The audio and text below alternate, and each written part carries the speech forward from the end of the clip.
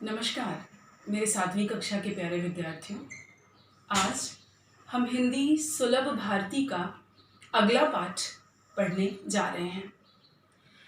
बच्चों, जैसा कि हम सभी जानते हैं, अगर हम बीमार पड़ गए या कभी किसी परेशानी में आ गए तो हमारे माँ बाप, भाई बहन, दादा दादी, नाना नानी ये सब हमारा ध्यान रखते हैं, हमें प्यार करते हैं, बीमारी में हमारा ख्याल रखते हैं।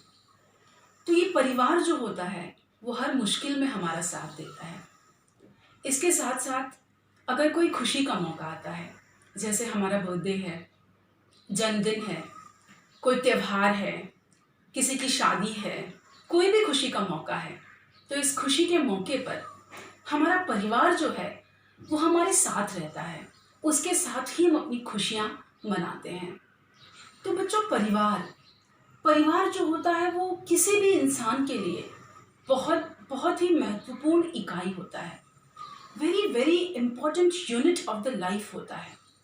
अगर परिवार में समझदारी है, साथ साथ चलने की भावना है, परिवार में लोग एक दूसरे के साथ मजबूती से खड़े हैं, तो ऐसा परिवार और ऐसे परिवार के लोग जीवन में कभी हारते नहीं हैं। तो इसीलिए आज जो हम पाठ पढ़ने जा रहे हैं, हमारे आज के पाठ का नाम है दादी माँ का परिवार। तो आइए हम पढ़ते हैं अपना अगला पाठ, अपना दूसरा पाठ, दादी माँ का परिवार। और इस पाठ के लेखक हैं श्री रमाकांत कांत जी। आइए हम पाठ को पढ़ते हैं। बच्चों, मैं पाठ को पढ़ती जाती हूँ और पढ़ते हुए पाठ का स्पष्टीकरण, एक्सप्लेनेशन करती जाती हूँ और आप कठिन शब्दों को अपनी हिंदी की नोटबुक में लिखते जाएंगे। तो आइए शुरू करते हैं। एक छोटे से घर में दादी माँ रहती थी। एक दादी माँ थी जो एक बिल्कुल छोटे से घर में रहा करती थी। यूँ तो वह निपट अकेली थी। निपट का मतलब होता है बिल्कुल, एकमात्र। वो बिल्कुल अकेली थी, उनके पास कोई नहीं रहता था। फिर भी घर आबाद था उनका। आबाद का मतलब है भरा पूरा, प्रॉस्परस, संपन्न। तो दादी माँ तो बिल्कुल अकेली थी, तो फिर घर आबाद कैसे था? घर जो है वो भरा पूरा कैसे था? देखते हैं इसका क्या राज था। रोज सुबह दादी माँ उठती, घर बुहारती, सवारती। बुहारना और सवारना, बुहारना का एक्चुअली मतलब होता है झाड़ू लगाना, और सवारना का मतलब होता है उसको व्यवस्थित करना। तो दादी माँ जो थी वो घर को बुहारती थी, घर में झाड़ू लगाती थी, घर को बटोरती थी, घर को संवारती थी, उसको सजाती थी। आंगन में आसन धरती। आसन धरना मतलब बैठने की व्यवस्था करना। दादी माँ अपने आंगन में आसन रख देती थी, बैठने की व्यवस्था कर देती थी, फिर खाना बनाती थी और खाती थी। परिवारजनों से बतियाती। अब ये अकेली दादी माँ कौन से परिवारजनों से बतियाती थी ये आगे हमें पता चलेगा। परिवारजनों से बतियाती। रात होती सो जाती। दिन मज़े से गुजर रहे थे। दादी माँ के दिन एकदम अच्छे से गुजर रहे थे। परिवारजन फल फूल रहे थे। आइए इस परिच्छेद के शब्दार्थ देख लेते हैं। निपट, बिल्कुल, केवल। आबाद, भरा पूरा। बुहारना, स्वच्छ करना, बटोरना, झाड़ू लगाना। सयानी, बुद्धिमान। संगिया, सहेली। इस तरह दादी माँ के दिन तो मज़े से गुजर रहे थे। अब चलिए देखते हैं दादी माँ के परिवार के बारे में। अब सुनो परिवार की कहानी। दादी माँ थी समझदार, सयानी। लेकिन दादी माँ नॉर्मल नहीं थी, दादी माँ बहुत इंटेलिजेंट थी, एकदम बुद्धिमान दादी माँ थी। घर के आंगन में बरगद का पेड़ था। उनके घर के आंगन में एक बरगद का बड़ा सा पेड़ था। उस पर एक घोंसला बना था। घोंसले में रहती थी चिड़िया। घोंसले में एक चिड़िया रहती थी। वह थी दादी माँ की संगिया। संगिया मतलब सहेली, दोस्त, फ्रेंड। वह दादी माँ की सहेली थी। चिड़िया का नाम था नीलू। सुबह उठ दादी आंगन बुहारती। सुबह उठते ही जब दादी आंगन में झाड़ू लगाने लगती, नीलू फुदकती, चिंचियाती। नीलू जो है वो फुदकने लगती, चॉपिंग करने लगती और दादी माँ से बतियाती। और इस तरह से नीलू जो है वो चॉपिंग करते करते अर्ली मॉर्निंग, सुबह सुबह दादी माँ से बातें करने लगती। तो दादी माँ की एक सहेली जो थी वो बरगद के पेड़ पर घोंसले में रहती थी, जिसका नाम था नीलू चिड़िया। अब आगे देखते हैं कहानी को। एक और थी दादी माँ की साथिन चिंकी चूहिया। दादी माँ की एक और साथिन थी जो थी चिंकी चूहिया, जो एक चूहिया थी और उसका नाम चिंकी था। पेड़ के नीचे बिल बनाकर रहती थी। वो बरगद के पेड़ के नीचे अपना एक बिल बनाकर उस पर रहती थी। मतलब बरगद के पेड़ के ऊपर घोंसले में चिड़िया रहती थी और बरगद के पेड़ के नीचे बिल बनाकर चिंकी चूहिया रहती थी। दिन भर घर में उसकी दौड़ लगती। दिन भर वो दादी के घर में यहाँ से वहाँ, वहाँ से वहाँ, वहाँ से वहाँ अपनी दौड़ लगाती रहती। यह थी दादी माँ की दीन दुनिया। दीन दुनिया का मतलब होता है घर संसार। ये था दादी माँ का पूरा संसार, पूरा घर परिवार। दादी माँ, चिड़िया और चूहिया, इस तरह घर में तीन लोग रहते थे। एक तो दादी माँ, एक चिड़िया और एक चूहिया। वे सब यदि खुश होती तो दादी माँ भी रहती खुश। दादी माँ हुई कभी दुखी तो वो भी नहीं रहती थी सुखी। अब प्रेम इतना ज़्यादा था कि अगर चिड़िया और चूहिया खुश रहती तो दादी माँ भी खुश रहती, और अगर दादी माँ दुखी हो जाती तो चिड़िया और चूहिया भी दादी माँ के लिए दुखी हो जाती थी। कहानी आगे बढ़ती है। ठंडी के दिन थे। उन्हीं दिनों नीलू चिड़िया ने अंडे दिए। अब नीलू चिड़िया ने अंडे दिए, उनमें से निकले 2 बच्चे, नन्हे सुंदर अच्छे अच्छे। और इस तरह नीलू चिड़िया ने 2 बच्चे दिए जो सुंदर और अच्छे अच्छे थे। टीनू मीनू नाम निकाला। बच्चों का नाम टीनू और मीनू रखा। सबने मिलकर पोसा पाला और सभी ने मिलकर पालन पोषण किया। सभी ने मिलकर उनको अपब्रिंगिंग उनकी की, सभी ने मिलकर उनको बड़ा किया। इसके बाद चिंकी को 2 बेटों के उपहार मिले और चिंकी को भी 2 बेटों के गिफ्ट मिले, 2 बेटों के उपहार मिले। चुस्कू मुस्कू थे बड़े भले, और उनका नाम चुस्कू मुस्कू रखा गया और वो दोनों ही बड़े भले थे। दादी माँ उनका ख्याल रखती थी, उनसे मन बहलाती थी। अब दादी माँ उनका ख्याल रखती थी, उनसे मन बहलाती थी, उनके साथ खेला करती थी। स्नेह प्यार से वह दुलारती। उन बच्चों को वो स्नेह और प्यार से दुलारा करती थी। स्नेह और प्यार से उनको वो बड़ा करने लगती थी। चारों बच्चे घर आंगन में दौड़ लगाते। अब टीनू मीनू चुस्कू मुस्कू ये चारों बच्चे घर आंगन में दौड़ लगाते रहते, हंसते खेलते और खाते गाते। खेल खेल में वे लड़ भी पड़ते। दादी माँ उन्हें समझाती, और जब बच्चे लड़ाई कर लेते तो दादी माँ उनको समझाती, कहती, मेरे बच्चों मत लड़ो, झगड़े टंटों में मत पड़ो, किसी भी लड़ाई झगड़े में मत पड़ो, तनिक एकता का ध्यान धरो। एकता, यूनिटी, मेल जोल, एकता का ध्यान धरो, एक साथ मिलजुल कर रहो, सब मिलकर रहा करो।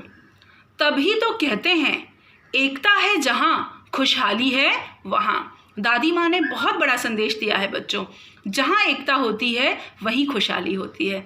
जिस परिवार में लोग मिलजुल कर प्यार से एक दूसरे के साथ रहते हैं वह परिवार हर मुश्किल को आसानी से पार कर पाता है। यों दिन कट रहे थे हंसी खुशी से, परिवार में सब रह रहे थे खुशी खुशी से। दादी माँ रोज़ उन्हें समझाती, एकता के उनको लाभ गिनाती, और दादी माँ हर दिन उनको एकता की बातें बताती और एकता से होने वाले फ़ायदे उनको रोज़ समझाया करती थी। एक बार संकट आ गया, चिड़ियों में मातम छा गया। मातम का मतलब होता है बिल्कुल मौत के बाद का जो सन्नाटा होता है, एकदम शांति। चिड़ियों में बिल्कुल शांति छा गई। नीलू दाना चुगने गई, संग बच्चों को भी ले गई। एक दिन नीलू चिड़िया अपने बच्चों को लेकर दाना चुगने गई। अन्य चिड़े चिड़िया भी उनके साथ थे। चिड़िया का जो पुल्लिंग होता है, चिड़िया का जो पुल्लिंग शब्द होता है वो चिड़ा होता है, चिड़ा और चिड़िया। तो अन्य चिड़े चिड़िया भी उनके साथ थे, जितने भी आप कह सकते हैं मेल चिड़िया और फीमेल चिड़िया। तो जो मेल चिड़िया होगा वो चिड़ा और चिड़िया फीमेल चिड़िया। तो जो भी चिड़े और चिड़िया थे वो भी उनके साथ गए। खलिहानी में धान उगे हुए थे, भात। खलिहानी मतलब अनाज रखने की जगह, जहाँ पर सब अनाज रखे जाते हैं उसे खलिहानी कहते हैं। तो खलिहानी के पास धान उगे हुए थे, मतलब राइस जो थे वो उगे हुए थे, भात जो थे वो उगे हुए थे। सूरज की किरणें ढल रही थी, धीरे धीरे शाम होने को थी। सूरज की किरणें अब ढलने लगी थी। चिड़िया दाना चुग रही थी, सारी चिड़िया बिल्कुल दाना चुगने में व्यस्त थी। अचानक मुनमुन को ध्यान आया। उसने सबको बतलाया, सासू माँ आने वाली हैं। घोंसले में कोई नहीं, वह खाली है। अब आज मुनमुन की सासू माँ आने वाली थी और उसके घर पर कोई नहीं था, तो सासू माँ की सेवा के लिए, उनका ध्यान रखने के लिए उसे घर जाना था। घर जाने की उसने विदा ली, उसने सबसे विदा ले ली, उसने सबसे आज्ञा ले ली। सबने टाटा बाय बाय कर ली, हर किसी से टाटा बाय बाय करके, हर किसी को बाय बाय बोल के अब वह उड़ने को हुई। जैसे ही उसने उड़ने की कोशिश की, बेचारी उलझ कर रह गई। वो बिल्कुल उलझ गई, उड़ ही नहीं पा रही थी। अरे मैं फंस गई, वह चिल्लाई। नीलू ने उसकी पुकार सुनी, नीलू ने तुरंत उसकी आवाज़ सुनी। दूसरी चिड़ियों ने भी बात सुनी। नीलू उसके पास जाने लगी, पर उसकी भी रही बेचारगी। बेचारगी मतलब मजबूरी। नीलू तुरंत उसके पास जाने के लिए तैयार हुई, लेकिन नीलू की भी मजबूरी रह गई। तब वह बात समझ पाई, फिर चिचिया कर चिल्लाई। तब नीलू ने बात समझ ली और उसने सबको बताया। बोली, हम सब उलझ गए हैं, हम सब फंस गए हैं, बहेलिए के जाल में फंस गए हैं। बहेलिए की जाल में हम सारे फंस चुके हैं। बहुतेरे उन्होंने यत्न किए। बहुतेरे मतलब बहुत सारे, काफ़ी। यत्न मतलब कोशिश, प्रयास। उन्होंने बहुत से प्रयास किए, बहुत सी कोशिशें की। निकल न सके, उलझ गए। लेकिन सबके सब उलझ चुके थे, कोई निकल नहीं पा रहा था। चिड़िया हुए उदास। अब जब निकल नहीं पाए तो सारे चिड़े और चिड़िया उदास हो गए। खत्म हुई घर जाने की आस। उन्होंने सारी उम्मीदें छोड़ दी, उन्होंने अपनी सारी हिम्मत हार दी और उनकी सारी आशाएं खत्म हो चुकी थी। वो मान चुके थे कि अब वो फंस गए हैं, अब अपने घर कभी लौट नहीं सकते। सभी के हो रहे थे हाल बेहाल, सबका हाल बेहाल था। आ रहा था बच्चों का ख्याल, हर किसी को अपने घर वालों के, अपने बच्चों का ख्याल आ रहा था। बुरी बातें वे सोचने लगे, सारे के सारे बुरी बुरी बातें सोचने लगे। सिसक सिसक कर रोने लगे। हर कोई अपने मन ही मन में सिसकने लगा और सिसक सिसक कर रोने लगा। नीलू, टीनू, मीनू थे एकदम शांत, लेकिन नीलू और उसके दोनों बच्चे टीनू और मीनू बिल्कुल शांत थे। हालांकि चिंता से थे वे भी क्लांत, लेकिन चिंता से वो भी क्लांत थे। क्लांत होना मतलब थक जाना, परेशान हो जाना। चिंता से वो लोग भी बिल्कुल क्लांत थे, परेशान हो चुके थे। फिर दादी माँ की सीख सुनाई, फिर उनको दादी माँ की वो बात याद आई। दादी माँ की वो सीख, दादी माँ की वो पढ़ाई, या वो कह सकते हैं कि शिक्षा उनको याद आई। दी उन्होंने एकता की दुहाई, उन्होंने सबसे यूनाइटेड रहने के लिए कहा, उन्होंने सबसे बिल्कुल एक रहने के लिए कहा। मुनमुन थी उनकी हमजोली, हमजोली मतलब सहेली, दोस्त। मुनमुन उनकी ही सहेली थी, उन सभी की हमजोली थी। तुनक कर वह यूँ बोली। तुनक कर बोलना एक मुहावरा है। तुनक कर बोलने का मतलब होता है चिढ़कर बोलना। वो ज़रा गुस्से में चिढ़ गई और चिढ़कर कहने लगी, हम में एकता है, हम सब एक हैं, हम में से कोई अलग नहीं है, लड़ नहीं रहे हैं, हम में से कोई लड़ नहीं रहा है, हम सब तो एक ही हैं। हार गए हैं, लेकिन सच तो ये है कि एक रहने के बाद भी आज हम हार गए हैं। एकता होने के बाद भी हम जीत नहीं सकते। जाल में फंसे हुए हैं, हम इस जाल में फंस गए हैं। चाहे कितनी भी एकता रखो, हम चाहे कितनी भी एकता रख लें, लेकिन इस जाल से निकलने का कोई रास्ता दिखाई नहीं देता। क्या धरा है जब कुछ कर ना सको?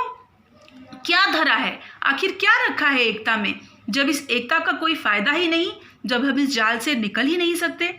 तो इस तरह मुनमुन जो थी, मुनमुन बिल्कुल परेशान हो चुकी थी और सारे चिड़े चिड़िया अपना विश्वास खो चुके थे।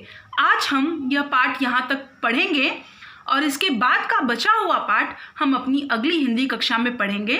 तो आइए अब तक के इस पाठ के शब्दार्थ हम देख लेते हैं।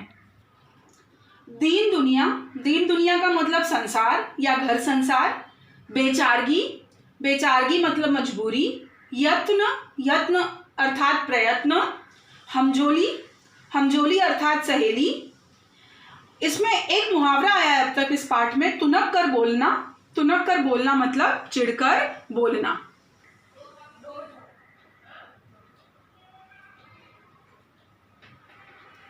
शब्दार्थ। तो इस पाठ के लिए आपका होमवर्क ये है कि इस पाठ के ये शब्दार्थ तो आप लिखेंगे ही, इसके साथ साथ इस पाठ में कम से कम आप अपने नए 10 शब्द खोजेंगे। आपको 10 ऐसे नए शब्द खोजने हैं, जो 10 ऐसे नए शब्द आपको लग रहे हैं कि आपने पहले कभी नहीं इस्तेमाल किए या नहीं सुने। तो ये शब्दार्थ लिखने के बाद आप ऐसे 10 नए शब्द लिखकर, और जो शब्द आपके लिए नए हैं, ऐसे 10 नए शब्दों की आप सूची बना लेंगे। इसके बाद का हम अगला पाठ, अपनी बचा हुआ पाठ जो है वो हम अपनी अगली कक्षा में पढ़ेंगे। तब तक के लिए नमस्कार। Stay safe, stay home.